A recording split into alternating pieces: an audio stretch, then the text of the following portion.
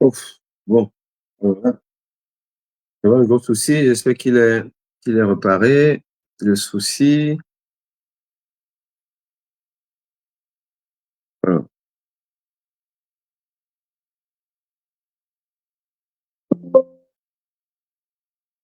Je sais pas si on m'entend. Dites-moi, Jack Sav, je sais pas si vous êtes toujours en ligne. Est-ce que vous m'entendez?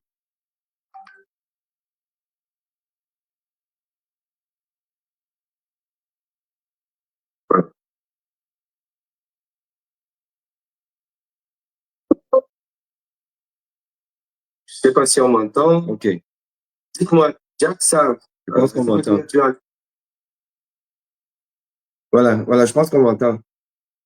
Alors, j'ai eu un gros souci là. Ben, je vais juste faire un petit live improvisé sur l'actualité du jour de la semaine, hein, depuis la semaine dernière, puisqu'on parle du décès d'une jeune fille. Ok, voilà, Gustave Morin, c'est bon, c'est bon. On parle du décès d'une jeune fille qui a été percutée par le champion camerounais du MMA, Francis Ngannou. Alors qu'il était sur une moto, il a percuté. La dame, la jeune dame a eu donc a priori une double fracture, une fracture du bras et une fracture du pied, a priori. Et Ngannou a posé un acte qui est un acte normal, celui de transporter la victime vers l'hôpital de proximité, c'était l'hôpital général de Yaoundé. Et il aurait pris en charge l'entièreté des soins de santé de cette dame. Ceci se serait passé donc la semaine dernière. Et Francine Ngannou, on lui ferait le reproche de ne pas avoir communiqué sur cet incident. Euh, et malheureusement pour lui, la jeune dame serait décédée à l'hôpital général de Douala, de suite donc d'une opération et ayant passé quelques jours à l'hôpital, donc en post-opératoire, elle aurait finalement rendu l'âme. Bon, évidemment, c'est quand même surprenant, c'est malheureux de savoir qu'on peut arriver dans un hôpital camerounais avec une fracture, une double fracture, d'un membre supérieur ou d'un membre inférieur ou des deux, être opéré, être pris en charge donc assez rapidement, sans qu'il y ait un problème de défaut de moyens de prise en charge, puisque Francis Ngannou s'est quand même occupé de ça et euh, il n'y avait donc pas un problème d'impossibilité de prendre en charge la patiente à cause d'un manque d'argent dans un pays où malheureusement jusqu'à aujourd'hui les, la CSU n'existe pas.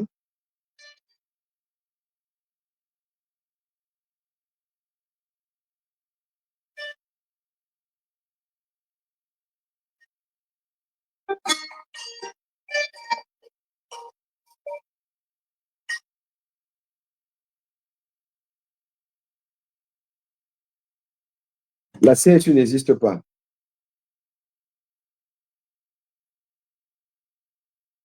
Alors, je vais dire, dame, plus en ligne, donc je ne peux pas te prendre. La CSU n'existe pas. Dans la couverture santé universelle n'existe pas. Les gens arrivent aux urgences en situation de détresse et s'ils n'ont pas l'argent, malheureusement, ils meurent. Dans un pays immensément riche, dans un pays où les autorités organisent des projets de couverture santé universelle depuis déjà une vingtaine d'années, à dépenser beaucoup d'argent, à faire beaucoup de réunions qui ne servent à rien, mais qui coûtent beaucoup d'argent aux contribuables.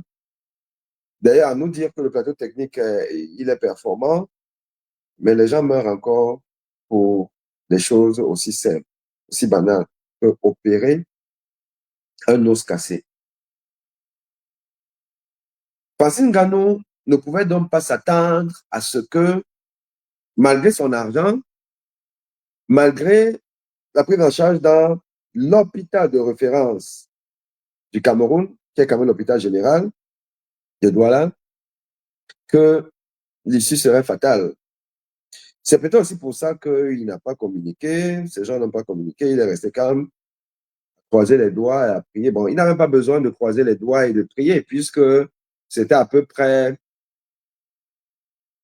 évident que les meilleurs spécialistes du domaine, du meilleur hôpital du Cameroun, feraient tout pour que une victime de l'immense Francine Ngannou aille bien. Car d'ailleurs, quel est le chirurgien qui n'aimerait pas opérer un patient amené par Francine Ngannou? Quel est le chirurgien qui n'aimerait pas ça?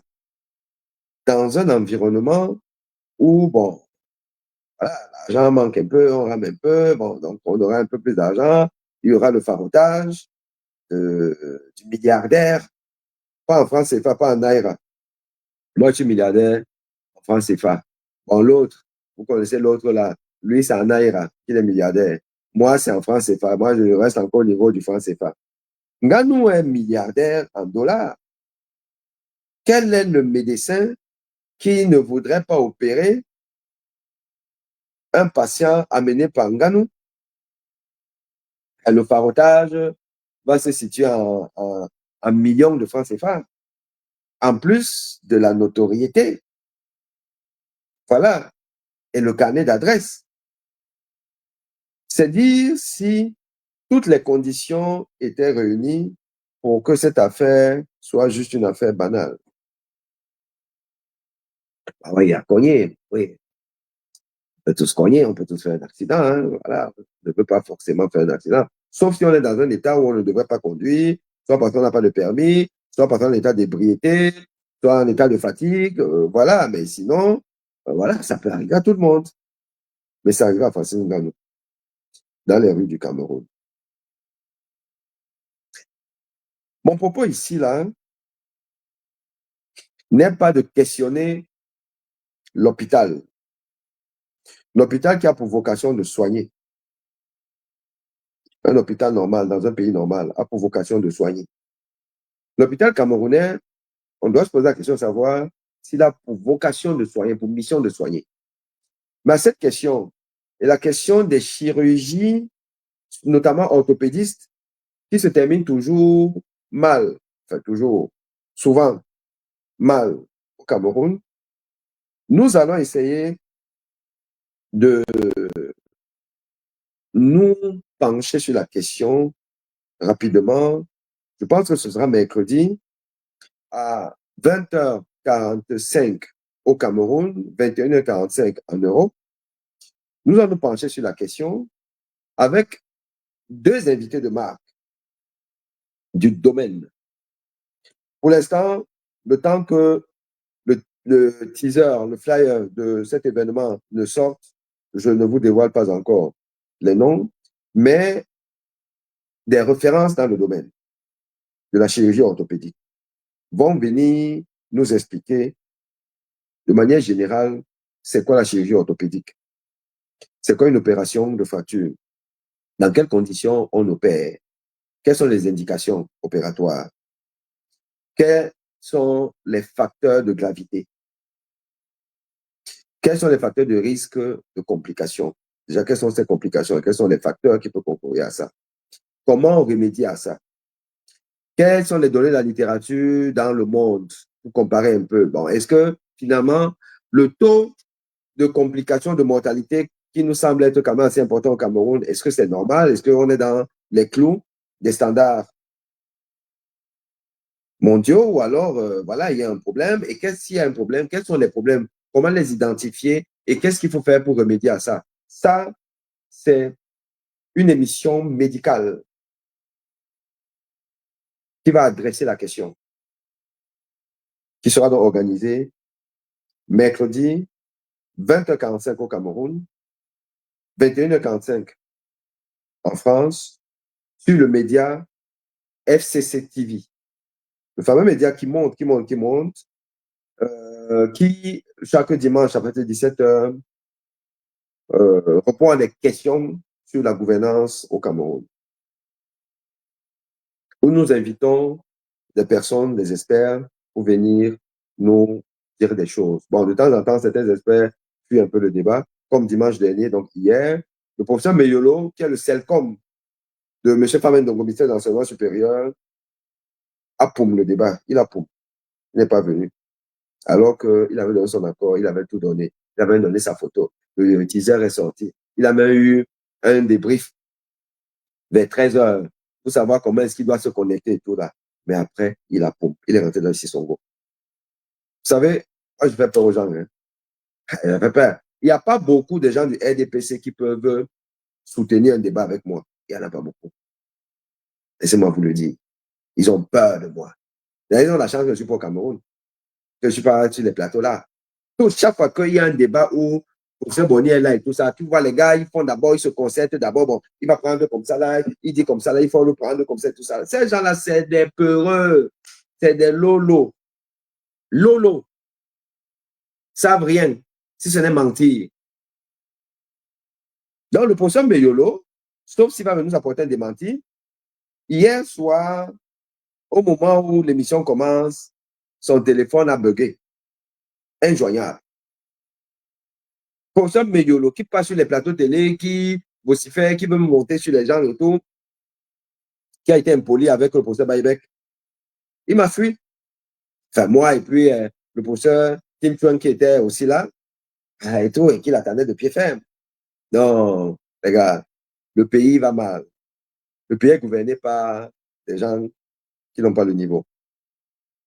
Donc, mercredi, venez, vous aurez la possibilité de poser des questions. Vous allez poser des questions dans le chat et tout, et on va essayer de répondre aux questions. Les experts vont répondre aux questions les plus intéressantes. Voilà, éventuellement, on pourrait faire monter quelques personnes pour poser de vieux voilà, questions de préoccupation, mais ce sera très instructif. On parlera de ça. Mais ce que je voudrais aborder aujourd'hui ici, là, c'est la question de la responsabilité pénale de Francine Ngannou, où, effectivement, beaucoup de gens disent beaucoup de choses sur les réseaux sociaux, parmi lesquels, oh, Ngannou, oh, euh, on devait l'interpeller, la justice devrait se saisir de l'affaire, un procureur devrait, voilà, et, parce que c'est un homicide involontaire. Donc, qui dit homicide involontaire, on te prend d'abord, on te coffre, on fait des analyses, on comprend est-ce que tu avais bu, est-ce que tu avais machin, tout, voilà. Et d'autres disent même que bon, lui-même, il doit, quand même, il doit montrer l'exemple, il doit aller, lui-même dit que bon, écoutez, c'est moi, notez-moi, mettez-moi au chaud et tout ça. Là. Alors, je dis une chose. Vous connaissez ma position vis-à-vis de toutes les personnes camerounaises qui fricotent avec le pouvoir de Paul Biya. Les personnes qui, par leur silence complice ou alors par leurs actes ostentatoires, adoubent le régime du RDPC, le régime RDPC de M. Paul Biya. Vous savez que je n'ai aucune estime pour ces personnes-là. À la limite, je les déteste. Mais ce qui est sûr, c'est que je les méprise. Je méprise Samuel Eto'o-Fils, je le méprise. Je considère qu'il a un vaurien. Que quelqu'un qui valide 43 ans de décrépitude, 43 ans de saleté, 43 ans de méchanceté, n'est pas un être humain normal. Et je méprise Samuel Eto'o.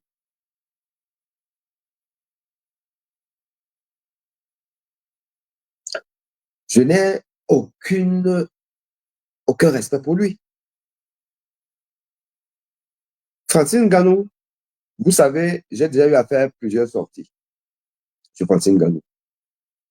Francine Ganou n'est même pas simplement silencieux, il n'est pas seulement indifférent, ce qui est déjà grave dans un pays comme le Cameroun. Mais Francine Ganou a décidé de faire ami-ami avec nos bourreaux. Donc Francine Ganou est un bourreau de la République, du peuple. Ça, c'est sûr. Donc, je méprise Francine Ganou. Je n'ai pas de respect pour lui. Cependant, moi, je reste quelqu'un qui se veut rationnel, humain. C'est facile de rester derrière son clavier, de dire, oh, va te constituer, machin, tout là, tu as machin, tu vas là-bas, on te met les menottes, on t'enferme. Ces gens qui le disent, je voudrais qu'ils lèvent le doigt, qu'ils jurent sur la tombe de leurs parents, de ce qui leur est le plus cher. Que eux, après Francine Ganou, il sera allé chez le procureur pour dire, procureur, bon, je sais que tu as peur de faire le boulot, mais fais ton boulot, mets-moi en prison. Qui? Pour la simple raison qui est que ce qui est important dans la vie aussi, c'est l'intention. Non seulement l'intention, mais les conditions évitables qu'on n'a pas évitées pour que quelque chose qu'on ne veut pas n'arrive. Je me répète. Ce qui est important, c'est quelles sont les conditions évitables qu'on n'a pas évitées et qui nous a amenés vers un acte aussi dramatique. Je vais vous donner un exemple. Pour conduire, il faut avoir le permis. Tac. Pour conduire, il faut pas avoir bu. Il doit être dans un état absent d'ébriété. Parce que si tu conduis étant sous, la probabilité que tu entraînes, enfin, tu fasses un accident, elle est forte. Tu dois être conscient de ça, tu le sais. Pour conduire, il faut pas avoir pris certains médicaments qui baissent la vigilance. On sait qu'on a certains médicaments psychotropes, somnifères et autres ont pour effet secondaire la somnolence. Tu ne peux pas prendre le volant si tu as pris ça. Pour conduire, il ne faut pas être fatigué. Si tu sais que tu as fait quelque chose, et dans l'enquête, on peut me dire que voilà, il a dormi, il était en bois, il s'est levé, il a le machin, tout. Si tu sais que tu es fatigué, tu ne prends pas le volant de quelque chose parce que tu sais que tu peux causer du tort à toi-même et puis aux autres. Si il n'y a rien de tout ça, mais pour des raisons X ou Y, voilà, tu as accéléré, nous tous on peut accélérer. Enfin, le piéton passait par là, alors qu'il ne devait pas être haut, bon, tu n'as pas eu le temps de freiner et tout. Tu as cogné. Non seulement tu as cogné, tu n'as pas fui. Tu as secouru la personne. Tu es en contact avec la famille. Tu as donné ce qu'il faut en termes de financement pour que tu crois seulement les doigts que ça n'arrive pas. Si maintenant ça arrive, en plus, peut-être à cause du corps médical, n'est pas médecin. Ça arrive, tu finis. Qui est l'être humain qui va aller dire au commissariat que bon, vraiment, mettez-moi en prison, soyez sérieux. Ne faites pas des interventions, des posts, des vidéos, parce que vous voulez le buzz, parce que vous êtes monétisé, parce que vous voulez machin à un moment donné, soyez sérieux. Questionnez Francine Ganou sur le fait que, bon, on a considéré que c'est la route qui était mauvaise. La route était mauvaise. Mais la route de France ou la route des États-Unis n'est pas mauvaise. La route de ton pays est mauvaise, pourquoi? Pour construire une route. Il faut quoi? Il n'y a pas l'argent. C'est quoi? Messi, il fait quoi? Paul Biama, il fait quoi depuis 43 ans? Oui, là, on te questionne. Mais est-ce que ça mène quelqu'un en prison? Le fait qu'il est en acquaintance avec des gens qui font le sale, est-ce qu'il y a un article pénal qui amène en prison pour ça là? Non. Mais tu peux avoir des conséquences plus dramatiques parce qu'effectivement, là, on peut dire que tu vois, Tu es complice des gens qui confisquent le peuple dans la souffrance. Un peuple auquel tu appartiens, puisque toi-même, tu as été dans la souffrance. Et c'est parce que tu as été dans la souffrance que tu es devenu riche. Mais c'est une exception qui ne peut pas confirmer la règle, qui ne peut pas être une normalité. Oui, là, nous tous, nous devons questionner dans nous. Et nous on dit que c'est la fatwa, c'est Dieu, c'est celui qui est là-haut. Mais les voix du Seigneur, nous sommes qui?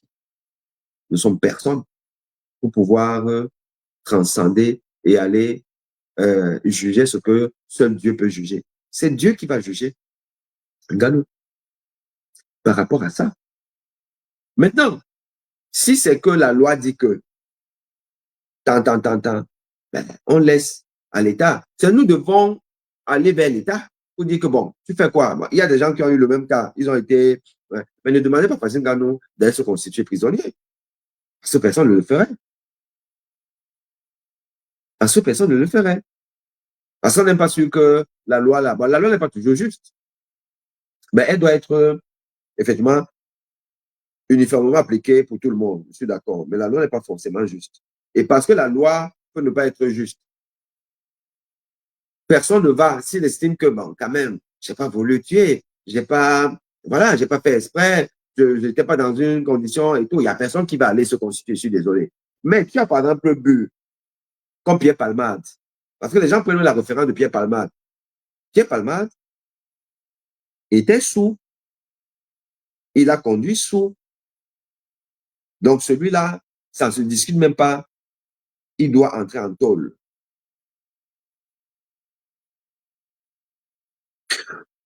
Tout ça, c'est pour dire que canalisons nos sentiments, nos engagements, nos colères, nos aigreurs parfois, nos jalousies, canalisons ça. Et quand on est un leader d'opinion,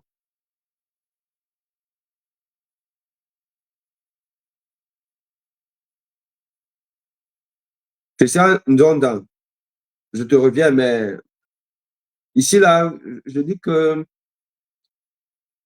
je, je n'aime pas les médiocres. Parce que même quand on pose une question, la façon dont on pose la question, on a déjà une idée de la personnalité à qui on a affaire. Des gens qui, parfois, ne sont rien dans la vie. Je dis bien parfois, je ne dis pas que vous n'êtes pas, mais ne sont rien dans la vie. Le seul moment où ça va être important, c'est de venir faire des commentaires sur des posts, sur des contributions des gens qui sont un peu sérieux. Et en venant faire des commentaires, parfois même de villageois, comme je dis souvent. Et faites attention, moi je commence à identifier, il y a déjà, je commence à identifier des gens qui n'ont rien à faire dans mes posts. Moi, je suis quelqu'un qui a des pages éducatives. Oui, dans mon domaine, je suis un expert. Et quand je parle, je ne dis pas que je dis tout bien.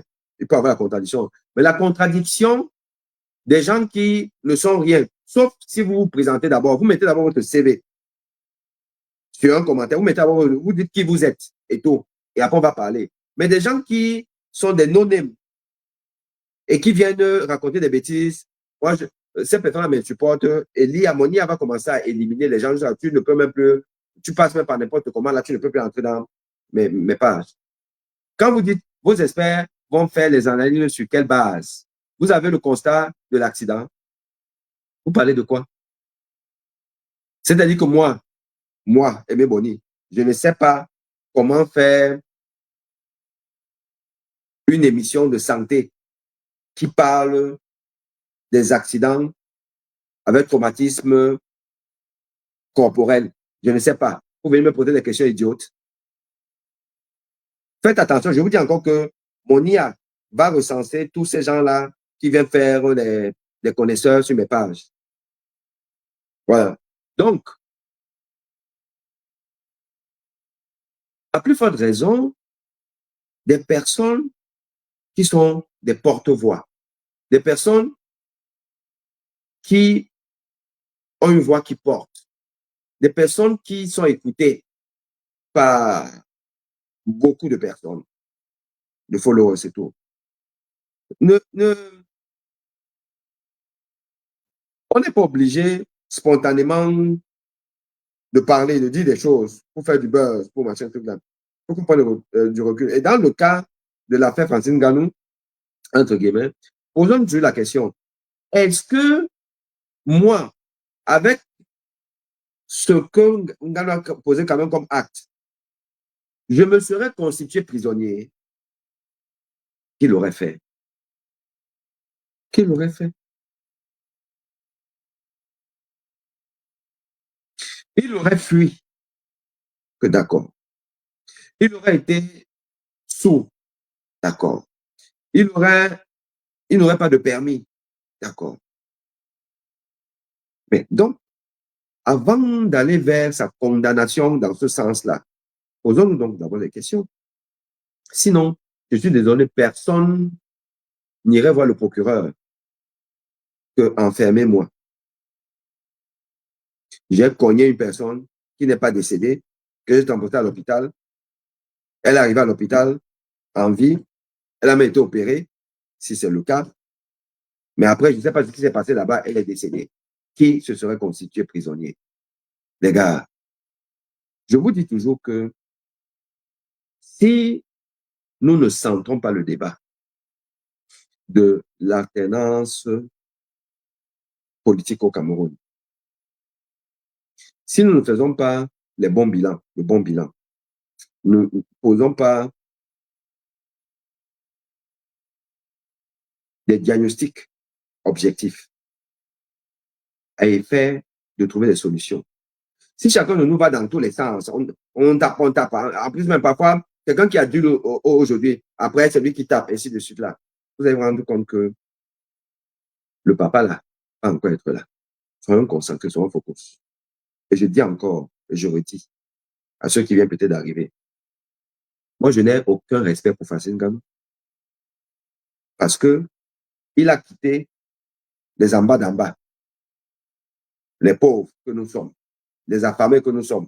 Il est parti dans la mangeoire. Une mangeoire qui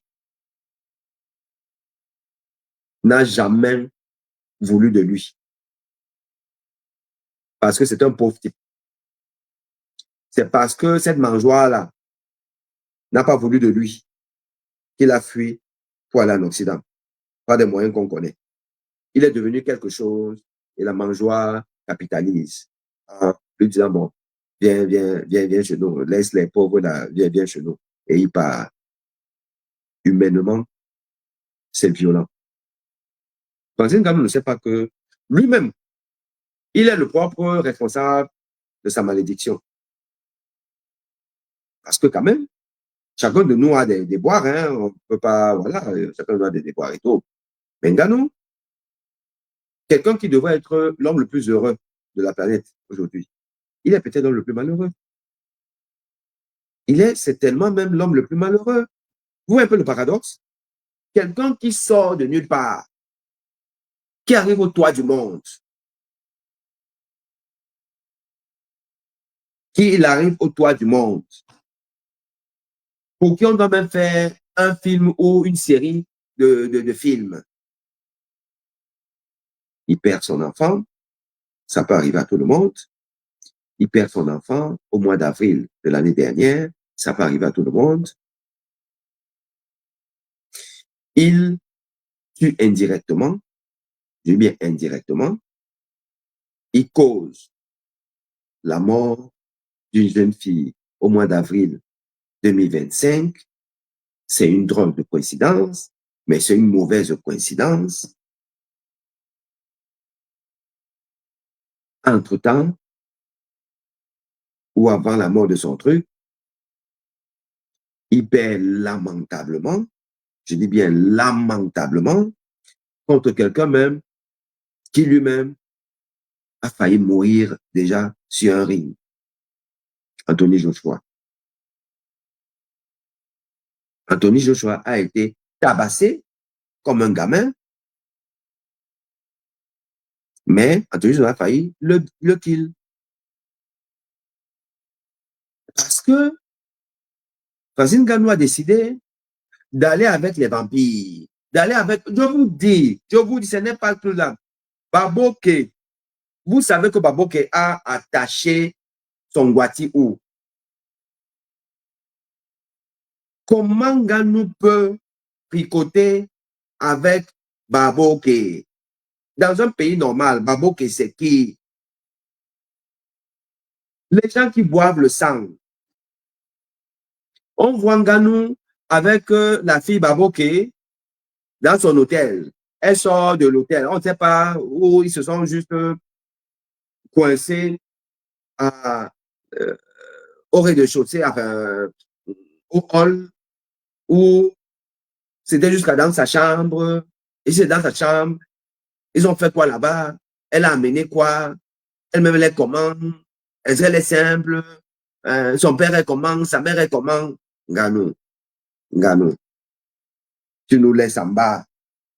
Tu nous laisses en bas. Nous les en bas d'en bas. Nous, on a faim. Tu vas seulement avec les gens là. Tu vas même la CRTV où on voit comment on te fait comme ça là. On te fait comme ça là parce qu'il n'y a pas la clim. Ngannou. Ngannou, il n'y a pas la clim à la CRTV. Tout notre argent, nous tous là, on paye. On paye. Redevance audiovisuelle, on paye. Pour ne recevoir que les 32 gigas, 500 gigas. Le satanique, là, l'autre satanique, on l'appelle Famille Ndongo. C'est vrai que eux qui sont là-bas sur la télé, qui est la télé du peuple. Tu vas là-bas. Tu ne sors même pas pour dire que non, c'est pas possible. Mettez au moins la clé. Tu ne dis même pas ça. Tu ne dis rien. Tu n'as jamais rien dit, Ngannou. Tu n'as jamais rien dit. Tu ne parles pas. Tu es déjà en haut. Tu es avec les VIP. On te va dire au revoir à Baboke, la fille à Indira Baboke. Tu dis au revoir. Ngannou, quand tu es abattu, tu allais voir Indira où? Ngannou, tu allais voir Indira où? Je pars. Je pars. Donc, ouais, tout ça là, c'est un alignement d'étoiles négatives qui font qu'aujourd'hui, tu es malheureux, tu n'es pas bien. Et le monde entier peut s'emparer de ça. Et tes contrats, machin, en fonction de comment est-ce que ça va. Parce que ces gens-là, là maintenant, ils t'ont attrapé les couilles. Oui, ils t'ont attrapé les couilles. Tu risques de ne plus être que dans le silence, mais être même proactif, comme le théoricien du danger avait dit, oh, votez Paul Biya, oh, il m'a sauvé la vie parce qu'il a fait un AVC au Cameroun, il a fait un AVC au Cameroun. On dit que on l'a transporté, c'est Chantal Biya qui a donné l'avion pour la transporter. Comment est-ce qu'on ne peut pas soigner un AVC au Cameroun, cher peuple? Comment? On est obligé de transporter quelqu'un en France et il devient redevable. Paul Biya, c'est la vampirisation de la République. Paul Biya boit le sang des Camerounais. Et toutes les personnes qui fricotent avec Paul Biya ont leur sang bu par Paul Biya et ses enfants, ses bébés vampires. Puisque le vampire ne vit que du sang.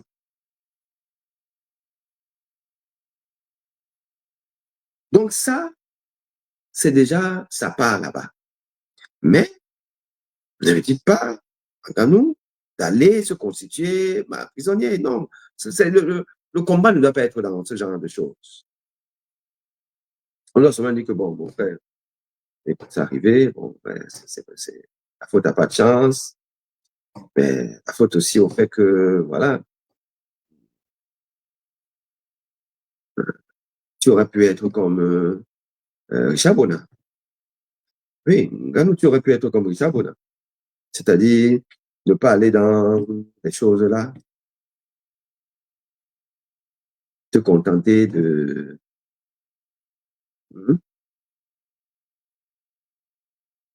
te contenter de rester là-bas en disant que non, non, vraiment, vous gouvernez mal, moi, je peux pas être tout ça là. Ils allaient te faire quoi?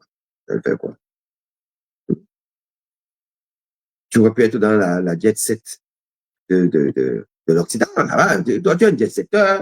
Euh, pas même les choses du Pichichi. Pichichi, de toute façon, il est personne non grata partout là. Il est passé de mode, on ne le veut plus. Mais toi, encore, tu as encore un capital crédit, fait que tu pourrais être jet setter au State, en France, partout. En Arabie Saoudite, jet setter là-bas. Tu pouvais. Tu viens faire le jet setter au Cameroun. Dans un pays qui n'a pas les routes. Il y a certains engins qui ne doivent même pas rouler au Cameroun. Écoutez, donc, les gars, ça, c'était mon petit truc là de la pause. Bon, malheureusement, j'avais oublié mes frères de TikTok. Bon, comme TikTok, là, même, fait ça du. Je ne sais plus trop sur TikTok. Les Chinois, là, c'est même pas ce qu'ils veulent. Moi, dessus, ils ont déjà bloqué. Ils ont déjà restreint et tout. Bon, je vous dis, mercredi 20h45, on va parler médecine entre experts. Et moi, je serai l'intervieweur. Tac, pour lancer les gens. Tac, tac, tac, tac, et tout. Et la journaliste va collecter les questions qui vont être posées et euh, on va relancer nos experts avec ces questions-là pour répondre à la préoccupation du peuple. Pourquoi meurt-on autant en post-op de fracture? Vous savez, il y a eu l'affaire de Maître Swap, le collectif Swap, l'avocat du MFC.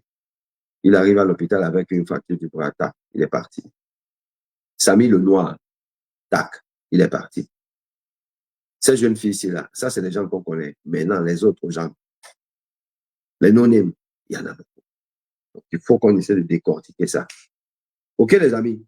Alors,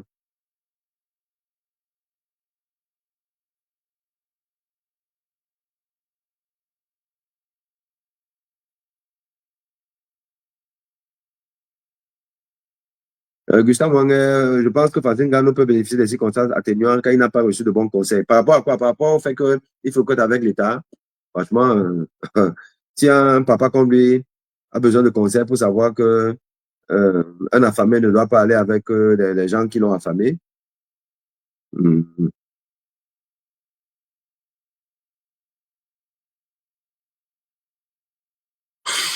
Gustave, il faudrait faire l'exégèse des causes proches et lointaines ayant causé la mort de la jeune compatriote. Oui, effectivement, ce sera l'objet du débat.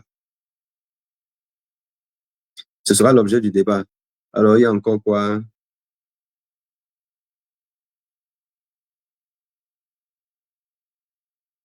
Joséphine Dernier Zikodi, exactement, si nous n'apprenons pas à parler objectivement, nous nous faisons nous-mêmes du mal. Apprenons beaucoup à dénoncer toutes sortes d'injustices, sinon chacun ira leur à son tour. Je partage votre point de vue. Merci, merci Joséphine.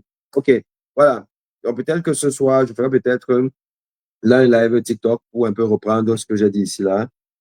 Voilà, et puis donc mercredi, on va avoir ce débat scientifique. OK, chers amis, merci. Ma pause est finie, mais j'ai même pas mangé. Ouais, tout ça parce que après vous allez m'insulter. Hein. Vous allez m'insulter que voilà, docteur Lolo, docteur Mbakata, docteur Zoa Zoa. Bipez-moi Canapé Man. Bipez Canapé Man. Noutak 2. Bipez-moi ce, ce type-là qui se permet. Oh, le monde ici. Le monde ici. Noutak. Noutak 2. Vient s'opposer à moi. Je vais vous laisser avec les réseaux sociaux, je vous assure. D'ailleurs, vous dites que les docteurs font quoi sur les réseaux sociaux. Donc, on va vous laisser avec ça. On va vous laisser avec les réseaux sociaux. Vous allez rester entre vous. Hmm. OK, les amis.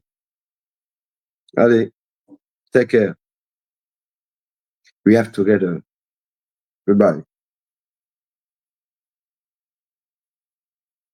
Georges Foucault, oui, merci pour tes amitiés. Allez, bye bye.